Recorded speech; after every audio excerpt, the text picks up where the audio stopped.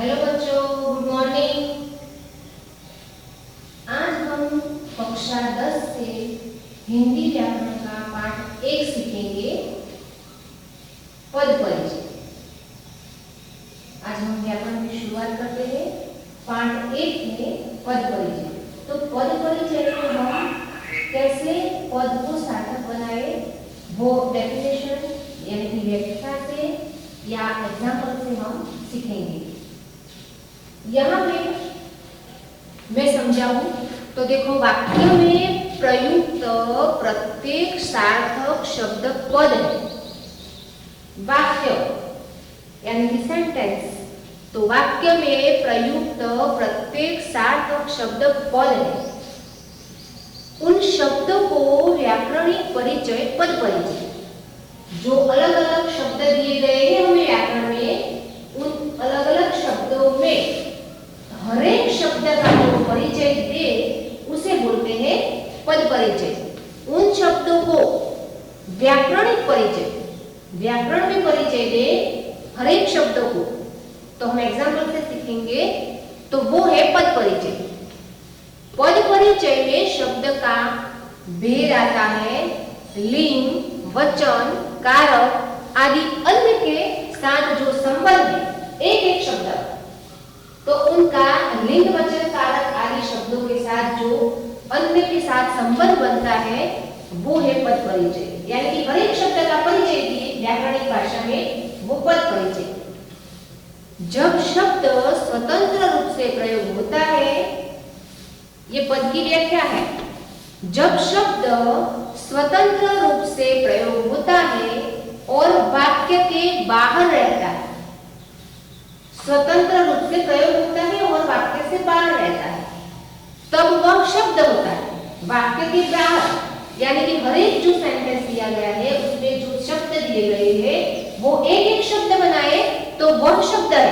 यानी कि वाक्य के बाहर है अलग अलग, तो वह शब्द है। किंतु जब शब्द वाक्य के अंग के रूप में प्रयोग होता है तब वह पद बन जाता है। एक एक शब्द को मिला के हम पद बना देंगे। अब देखें हम एग्जाम्पल से, फिर से एक बार डेफिनेशन क्लियर कर दे कि जब शब्द स्वतंत्र रूप से प्रयोग होता है और वाक्य के बाहर रहता है तब वह शब्द होता है। किंतु जब शब्द अलग अलग शब्द का एक पद बन जाता है तो वाक्य के अंग के रूप में होता है, तब वह पद बन जाता है, पूरा पद। और वो पद में एक शब्द का हम जो परिचय देते हैं उसे बोलेंगे पद परिचय व्याकरणिक भाषा में।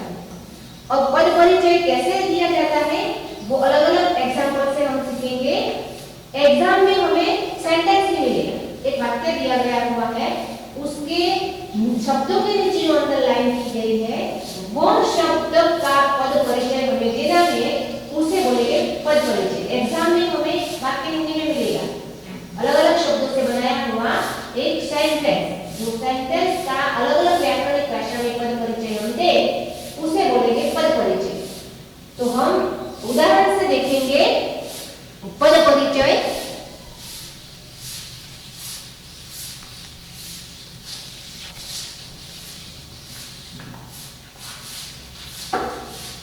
राहुल एक शब्द है। देखो यहाँ उदाहरण के तौर पर हम सीखे, यहाँ हम लिखे कि राहुल, तो ये राहुल है एक शब्द है, वह एक लड़के का नाम है। राहुल एक लड़के का नाम है। राहुल के बारे में बताए हुए वाक्य के में जो प्रयोग करते हैं, राहुल एक लड़के का नाम है और वो एक शब्द है, तो उसके बारे में जो हम बताते हुए वाक्य में उसे प्रयोग करें तो वह तब पद बन जाता है। जैसे कि राहुल आदर्श विद्यालय में पढ़ता है। राहुल आदर्श विद्यालय में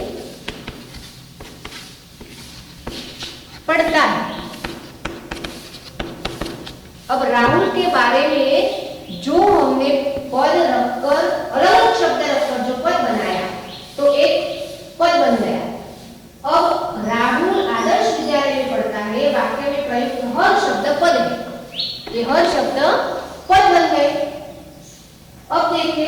कि हम एक राहुल, सबसे पहले देखें कि अलग अलग शब्द है, तो सबसे पहले देखें कि राहुल। अब इसका हम वाक्य में प्रयोग करेंगे। एक पद दिया गया है पूरा, उसमें अलग अलग शब्द दिए गए थे, वो अलग अलग शब्दों को हम व्याकरणिक भाषा में समझाए, उसे बोलेंगे पद परिचय। यानी कि हर एक पद का अलग अलग व्याकरणिक भाषा में परिचय देते हैं हम। तो सबसे पहला यहाँ पे उदाहरण दिया है, राहुल आदर्श विद्यालय में पढ़ता है। तो सबसे पहला उसका शब्द है राहुल। राहुल एक शब्द है, वो एक लड़के का नाम है। तो यहाँ पे राहुल एक व्यक्ति है। तो सबसे पहले हम इसका परिचय क्या देंगे, व्यक्तिवाचक संज्ञा। ये क्या है, व्यक्तिवाचक संज्ञा। एक लड़के का नाम है, वो व्यक्ति है और व्यक्ति की एक संज्ञा है। राहुल कौन है, स्त्रीलिंग है कि पुल्लिंग है, तो राहुल पुल्लिंग है, वो एक लड़का है, ये पुल्लिंग है। अब आगे देखें कि राहुल एक है, इसलिए हम उसे लिखेंगे एक वचन। ये हुआ व्याकरणिक परिचय। और आगे देखें कि कौन विद्यालय में पढ़ता है, तो इस पद में कर्ता कौन हुआ, आदर्श विद्यालय में पढ़ने कौन जाता है, राहुल। कार्य भी करता है राहुल, करना, करने वाला, उसे बोलेंगे कर्ता। तो राहुल कर्ता कारक है, कर्ता कारक, राहुल कर्ता कारक है। अब दूसरा शब्द लिया गया है, राहुल आदर्श विद्यालय में पढ़ता है। तो हम देखें कि विद्यालय, विद्यालय का पद परिचय करें, आदर्श विद्यालय, विद्यालय का नाम आदर्श और विद्यालय। तो विद्यालय, यहाँ राहुल व्यक्तिवाचक संज्ञा है, तो वैसे विद्यालय, तो हर एक अलग अलग विद्यालयों, उसमें नाम है आदर्श। तो विद्यालय शब्द को हम जातिवाचक संज्ञा में रखेंगे, क्योंकि विद्यालयों हर एक जाति की होती है, अलग अलग। तो यहाँ जातिवाचक संज्ञा विद्यालय बन गई, जातिवाचक संज्ञा। विद्यालय एक जातिवाचक संज्ञा है। और विद्यालय को हम पुल्लिंग स्त्रीलिंग में, तो पुल्लिंग में रखेंगे, विद्यालय पुल्लिंग है, विद्यालय पुल्लिंग है। और पुल्लिंग और एक वचन, क्योंकि आदर्श विद्यालय यानी राहुल तो एक ही विद्यालय में पढ़ेगा, तो ये एक वचन में आएगा। अब आगे क्या है, अधिकरण कारक, यानी में लगाया हुआ है, में पढ़ता है। आदर्श अधिकरण यानी कि सप्तमी विभक्ति लगाई गई है यहाँ पे, तो आदर्श विद्यालय में पढ़ता है, तो में वो है अधिकरण कारक।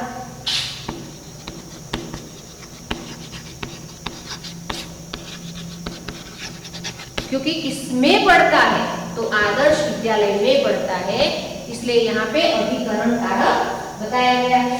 अब आगे देखें कि पढ़ता है,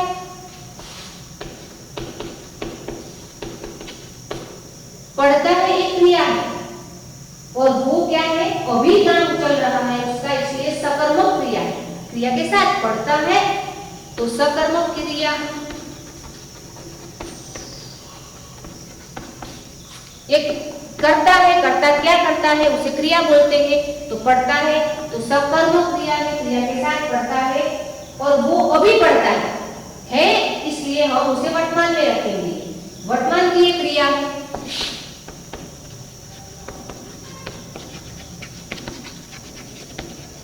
तो हमें एक एग्जाम्पल से जरिए दिखा कि पद परिचय व्याकरणिक भाषा में कैसे किया जाता है। राहुल आदर्श विद्यालय में पढ़ता है, तो यहाँ पे राहुल आदर्श विद्यालय पढ़ता है, वो अलग अलग पद है और सभी पदों का एक सेंटेंस बनाते हैं, और उसमें जो शब्द दिए गए हैं वो अलग अलग तरीके से हमने व्याकरणिक भाषा में जो परिचय दिया उसे बोलेंगे पद परिचय, यानी सबका परिचय दे दिया। राहुल का परिचय दे दिया, तो राहुल व्यक्तिवाचक संज्ञा है, वह पुल्लिंग है, एक वचन है, राहुल एक भी है, इसलिए इसे एक वचन में लिखेंगे। और विद्यालय में कौन पढ़ता है, क्रिया के कर्ता कौन है, राहुल है, इसलिए उसे कर्ता कारक है। अब दूसरा शब्द दिया गया है विद्यालय, तो विद्यालय बहुत सारे विद्यालय होती है, इसलिए हम उसे जातिवाचक संज्ञा में लिखेंगे। विद्यालय पुल्लिंग शब्द है, विद्यालय एक है इसलिए एक वचन में लिखेंगे। और विद्यालय में किसमें पढ़ता है, में अधिकरण कारक, इसलिए हमने अधिकरण परिचय दिया। लास्ट शब्द है पढ़ता है, पढ़ता है यानी कि अभी क्रिया चालू है, इसलिए सकर्मक क्रिया है, इसलिए सकर्मक लिखा। और अभी पढ़ता है, वर्तमान काल में पढ़ता है, इसलिए हम उसे वर्तमान काल में लिखा। अब आगे हम उदाहरण देखें।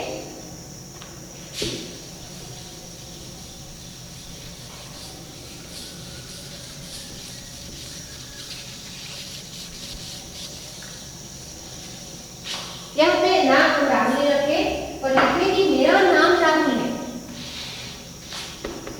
मेरा नाम राहुल है, मैं जयपुर में रहता हूँ। पूरा परिचय देता है राहुल कि मेरा नाम राहुल है, मैं जयपुर में रहता हूँ, मैं आदर्श विद्यालय में पढ़ता हूँ, मुझे खेलना बहुत पसंद है।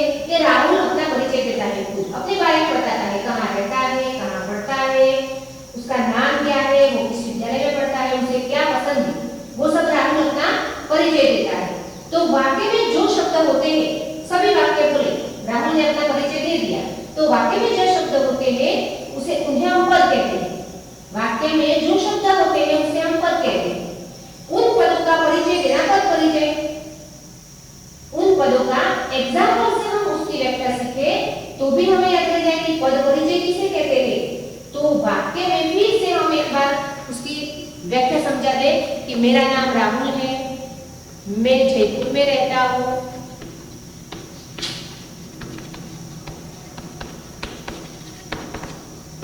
मैं आदर्श विद्यालय में पढ़ता हूँ,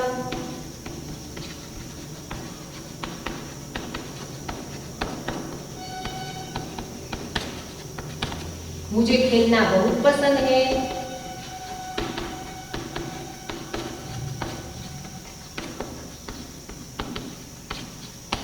अब हम देखें कि ये परिचय दिया राहुल ने अपना, तो ये परिचय दिया, इससे हम पद परिचय कैसे, पद परिचय किसे कहते हैं उसकी जो हम डेफिनेशन बनाए तो ऐसे बनेगी कि वाक्य में जो शब्द होते हैं, ये सब वाक्य है, वाक्य में जो शब्द होते हैं उन्हें पद कहते हैं।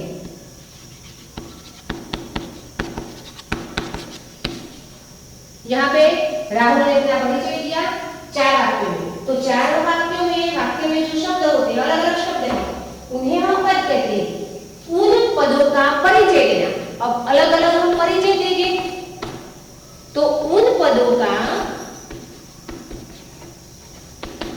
परिचय देना, पद परिचय, ये सिंपल डेफिनेशन हो गई। पद परिचय, उन शब्दों का परिचय देना पद परिचय कहलाता है।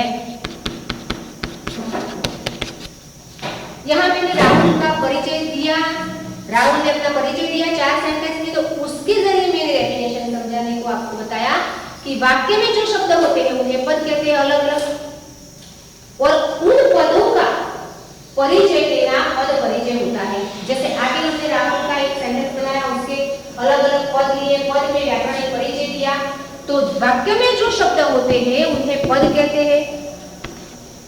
उन पदों का परिचय देना पद परिचय कहलाता है। जो हम सीख रहे हैं वह पद परिचय। वाक्य में जो शब्द होते हैं उन्हें पद कहते हैं, ये अलग अलग पद हैं। और उन पदों का जो परिचय देते हैं, जैसे हमने आगे के उदाहरण में दिए, वैसे हम उसे कहेंगे पद परिचय, जो अभी हम सीख रहे हैं। अब हम आगे देखें कि पद परिचय में किसी पद का पूर्ण व्याकरणिक परिचय दिया जाता है। जैसे हमने एक एग्जाम्पल, आपको मैंने एक एग्जाम्पल बता दिया कि पद परिचय में पूर्ण व्याकरणिक संज्ञा आ जाती है, लिंग, वचन, कर्ता, कारक, क्रिया सब आ जाता है। तो पद परिचय में किसी पद का पूर्ण व्याकरणिक परिचय दिया जाता है। व्याकरणिक परिचय से तात्पर्य है कि वाक्य में उस पद की स्थिति बताना, वो पद की स्थिति, जैसे कि लिंग, पुल्लिंग है, स्त्रीलिंग है, उभयलिंगी है, वचन एक एकवचन है, द्विवचन है, बहुवचन है, तथा कारक, कारक कौन सा है, तथा अन्य पदों के साथ उसका क्या संबंध बनता है, वो सब बताए उसे पद परिचय, व्याकरणिक भाषा में बताए उसे पद परिचय कहते हैं। अब हम देखिए कि व्याकरणिक भाषा में जो हमने जो सेंटेंस मैंने बताया था कि व्यक्तिवाचक संज्ञा है, पुल्लिंग है, स्त्रीलिंग है, और इसके पहले हम पद के 5 प्रकार होते हैं वो सीखे पहले, तो हमको पता चल जाएगा कि ये सब जो संज्ञा है, कारक है, एकवचन, पुल्लिंग, स्त्रीलिंग, वो कैसे बनाते हैं। तो पद के 5 प्रकार होते हैं, वो सीख लेना। अब ये क्लियर हो गया आपको कि वाक्य में जो शब्द होते हैं उन्हें पद कहते हैं, और उन पदों का परिचय देना पद परिचय।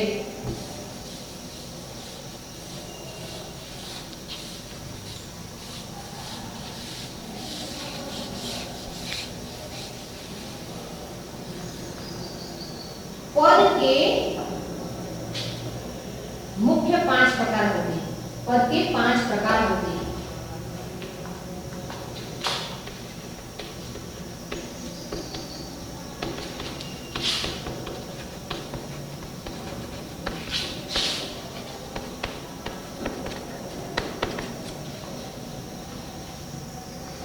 पद के मुख्य 5 प्रकार होते हैं। अब देखें कि पद के सबसे पहले पद में संज्ञा आती है, इसके बाद सर्वनाम आता है, इसके बाद विशेषण, क्रिया और अव्यय। सबसे पहले है संज्ञा।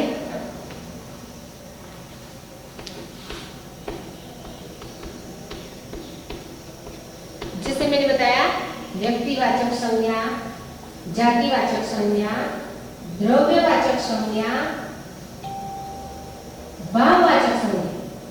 तो संज्ञा के भी अलग अलग भेद हैं। जैसे पद के 5 भेद है, उसी तरह संज्ञा के भेद है। देखिए संज्ञा के भेद है,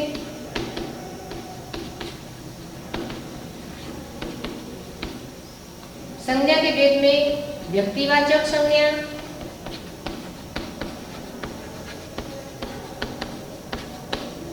दूसरी है जातिवाचक संज्ञा,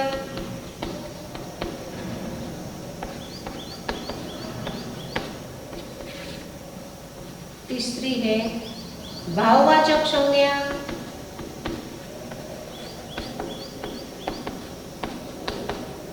चौथी है द्रव्यवाचक संज्ञा,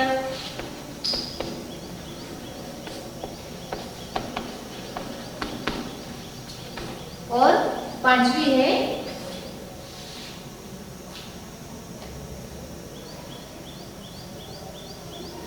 समूहवाचक संज्ञा। व्यक्तिवाचक संज्ञा, जातिवाचक संज्ञा, भाववाचक संज्ञा, द्रव्यवाचक एंड समूहवाचक संज्ञा।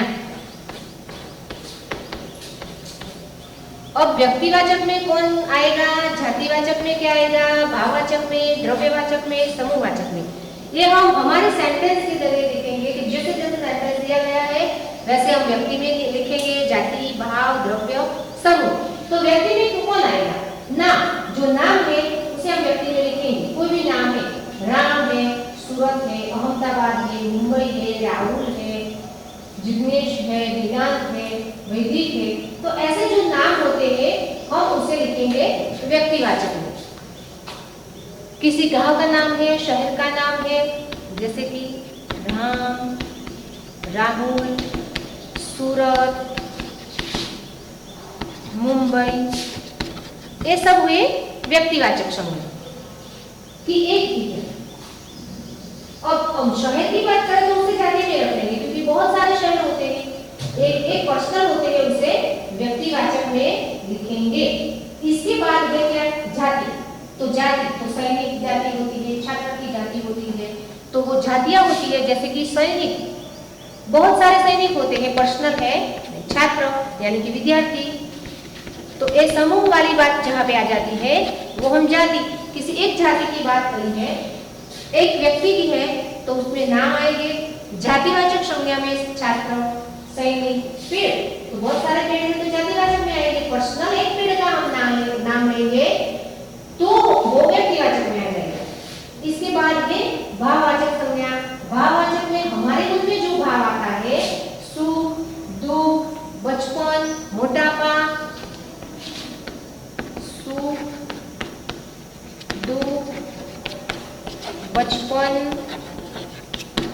मोटापा, ये सब ऐसे जो हमारे अंदर से भाव होते हैं वो है भाववाचक संज्ञा। द्रव्यवाचक संज्ञा में जो द्रव्य जो हम नाक तल में तोल सकते हैं वैसे उसे द्रव्य में रखेंगे, जैसे कि गिन सकते हैं सोना है, लकड़ी है, तो वो है सब द्रव्यवाचक। सोना, लकड़ी आदि सब चीजें हम द्रव्यवाचक में लिखेंगे। समूहवाचक शब्द में कौन आएगा? समूह किसका होता है? जहाँ पे सभा होती है, बहुत सारे व्यक्ति बनते वो बैठते हैं, तो वो है समूहवाचक शब्द। तो सभा उसे हम समूहवाचक में लिखेंगे। इसके बाद कक्षा, तो कक्षा में बहुत सारे बच्चे होते हैं, तो कक्षा को हम समूहवाचक में लेंगे। इसके बाद दल यानी कि बच्चों के समूह है, तो उसे हम समूहवाचक में लिखेंगे। तो ये संज्ञा पद के 5 प्रकार, इसमें पहले हम संज्ञा देंगे। संज्ञा के भी भेद हैं, व्यक्तिवाचक, जातिवाचक, भाववाचक, द्रव्यवाचक एंड समूहवाचक। और इसके आगे हम वाक्य में क्या देखना है मैंने पहले एग्जांपल बताया था, तो लिंग, वचन, कारक, ये एक देखने के बाद हम देखेंगे लिंग, देखेंगे पुल्लिंग, स्त्रीलिंग, वचन, एकवचन, द्विवचन, बहुवचन, कारक देखेंगे। वाक्य में जो कर्ता है वो क्रिया का कर्ता, क्रिया का कर्ता, क्रिया का जो कर्म होता है,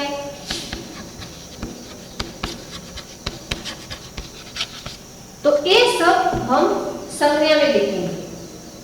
संज्ञा के 5 प्रकार, उनका पहला प्रकार है पद के 5 प्रकार, उनके पहला प्रकार है संज्ञा, और संज्ञा के 5 भेद, व्यक्तिवाचक, जातिवाचक, भाववाचक, समूहवाचक एंड द्रव्यवाचक।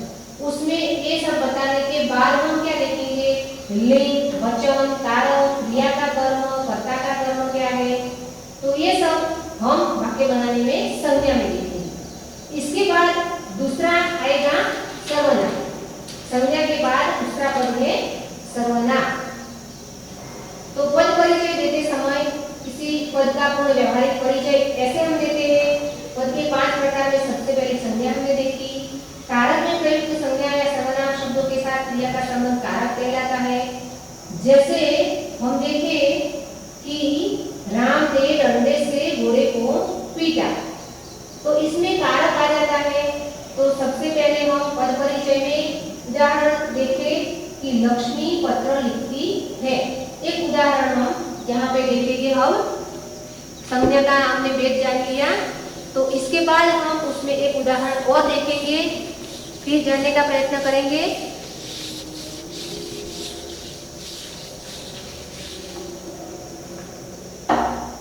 पद परिचय का उदाहरण दे सबसे पहले, जैसे कि लक्ष्मी पत्र लिखती है।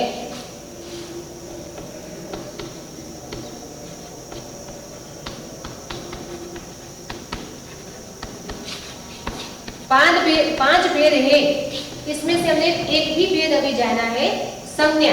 तो एक उदाहरण अब हम ले ले, इसके बाद हम आगे सर्वनाम देखेंगे। लक्ष्मी पत्र लिखती है, तो इसमें लक्ष्मी पत्र, तो यहाँ हम लक्ष्मी का व्याकरणिक परिचय कैसे देंगे, पत्र का व्याकरणिक परिचय कैसे देंगे, सीखेंगे कि लक्ष्मी क्या है संज्ञा में, व्यक्तिवाचक संज्ञा है। अभी हमने देखा कि व्यक्तिवाचक संज्ञा में किसे रखेंगे, कोई एक नाम है उसे हम व्यक्तिवाचक संज्ञा में रखेंगे। तो लक्ष्मी सबसे पहले हम लिखेंगे व्यक्तिवाचक संज्ञा है।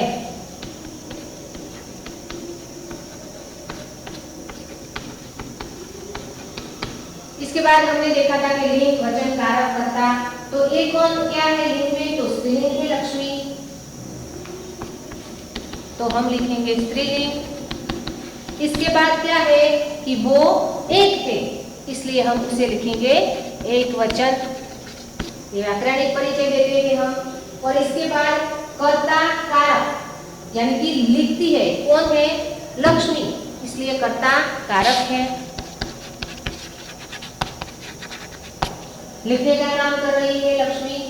और क्रिया का कर्ता, यानी कि क्रिया कौन सी है, लिखती है, तो लिखने वाली जो क्रिया है वो कौन करता है, कर्ता का कारक यानी लक्ष्मी कर्ता की क्रिया की कर्ता है। क्रिया जो है वो उसकी कर्ता है, यानी कि करनार है। लिखने का काम कौन कर रही है? लक्ष्मी कर रही है। अब हम पत्र का परिचय देंगे। पद परिचय व्याकरणिक भाषा में लक्ष्मी का दे दिया। लक्ष्मी व्यक्तिवाचक संज्ञा है, वो स्त्रीलिंग है, एक वचन है, वो करता है वाक्य में, क्रिया की भी करता है। जो क्रिया पढ़ने का काम कौन कर रहा है? लक्ष्मी कर रही है। लिखने का काम कौन कर रहा है? लक्ष्मी कर रही है, तो क्रिया भी करता है। अब दूसरा है पत्र। तो बहुत सारे पत्र होते हैं, तो हम उसे जातिवाचक संज्ञा में लिखेंगे।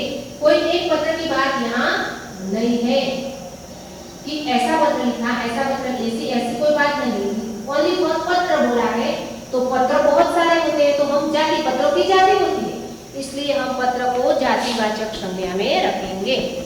जातिवाचक संज्ञा। और पत्र है वो पुल्लिंग है। मैंने पत्र भेजा, तो पत्र पुल्लिंग में आता है। पत्र भेजी ऐसा नहीं बोलते हम, इसलिए वो पुल्लिंग है।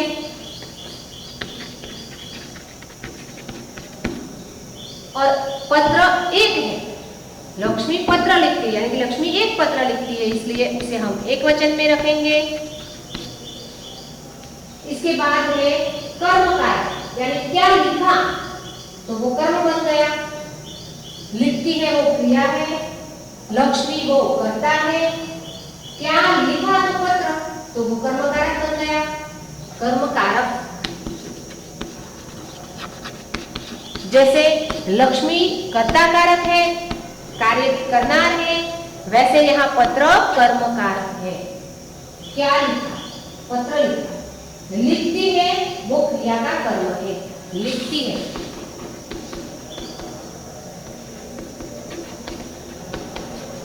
वो क्रिया का कर्म बन गया।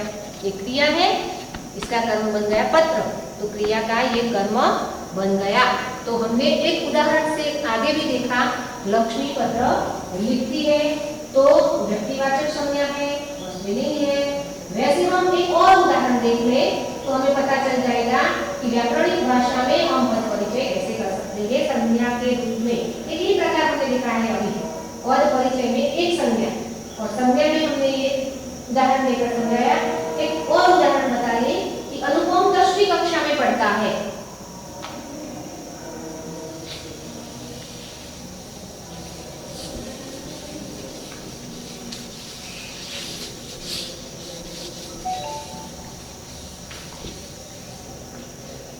अनुपम 10वीं कक्षा में पढ़ता है।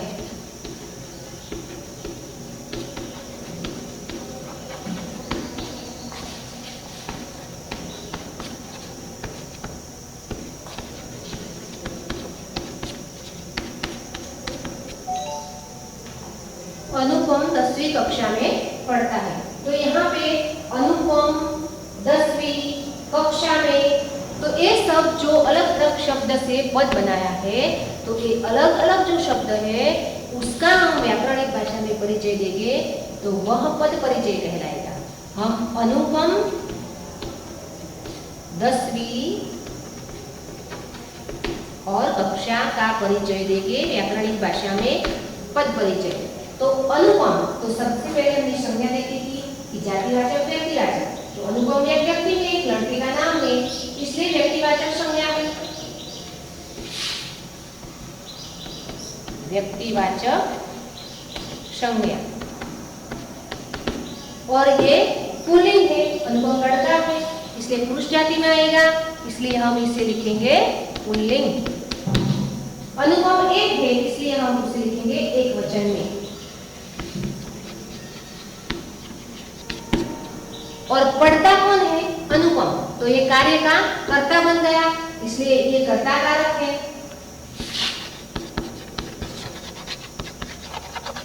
अनुपम पढ़ता है, इसलिए वो कर्ता बन गया। वो पढ़ता है क्रिया का कर्ता, ये पढ़ता है वो क्रिया है इस वाक्य में। तो एक क्रिया का कर्ता कौन है? अनुपम, तो क्रिया का कर्ता भी अनुपम बन गया।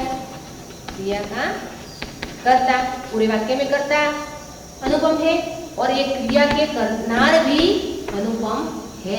अब आगे देखेंगे 10वीं। तो 10वीं यानी कि वो विशेषण बन जाता है। में पद के आगे प्रकार देखेंगे उसमें आएगा विशेषण। तो ये 10वीं यानी कि ये विशेषण बन जाता है। विशेषता बताई गई है कि कौन सी कक्षा में पढ़ता है। और पहली, दूसरी, तीसरी ये नहीं और निश्चित है संख्या। 10वीं यानी कि निश्चित संख्या वाचक बोलेंगे इसे। निश्चित संख्या, निश्चित संख्या है कि 10वीं में पढ़ता विशेषण। निश्चित संख्या फाइनल है कि वो 10वीं में पढ़ता है। और 10वीं वो स्त्रीलिंग शब्द है। 10वीं यानी कि वो स्त्रीलिंग में आएगा और वह एक वचन है। 10वीं वो एक वचन शब्द है। अब आगे देखिए कि कक्षा में 10वीं का परिचय हो गया। अब देखिए कक्षा में, तो कक्षा तो बहुत सारी कक्षाएं होती हैं। यहाँ फाइनल कक्षा दी गई है, उसका परिचय तो हमने दे दिया, पर कक्षा शब्द को हम जातिवाचक संज्ञा में लिखेंगे। जातिवाचक संज्ञा, कक्षा को हम जातिवाचक संज्ञा में लिखेंगे। और कक्षा वो स्त्रीलिंग शब्द है, स्त्रीलिंग एक वचन है। स्त्रीलिंग एक वचन है। और यहाँ पे कक्षा में लिखा, जैसे विद्यालय में आगे हमने एग्जाम्पल में देखा था कि विद्यालय में, तो वह में आ गया तो अधिकरण आ गया। इसलिए यहाँ भी हम लिखेंगे कि अधिकरण कारक, अधिकरण कारक है, अधिकरण कारक है।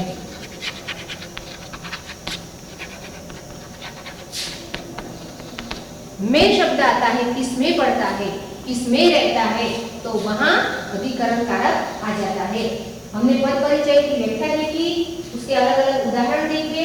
पद के प्रकार में हमने पहला अभी प्रकार देखा है संज्ञा। संज्ञा के बारे में हमने 5 प्रकार देखे, जातिवाचक, द्रव्यवाचक, समूहवाचक, व्यक्तिवाचक, तो 5 प्रकार। उसके बाद हम पद में क्या परिचय दिए, लिंग, वचन, कर्ता, कारक, कर्म, ये सब देंगे। तो मैंने उदाहरण के जरिए एक ही पद अभी समझाया है। आगे के लेक्चर में हम इसके आगे हम सर्वनाम, विशेषण सब समझेंगे। आज हमने पद परिचय की व्याख्या और थोड़े उदाहरण देखे। आपको समझ में आया होगा। Thank you.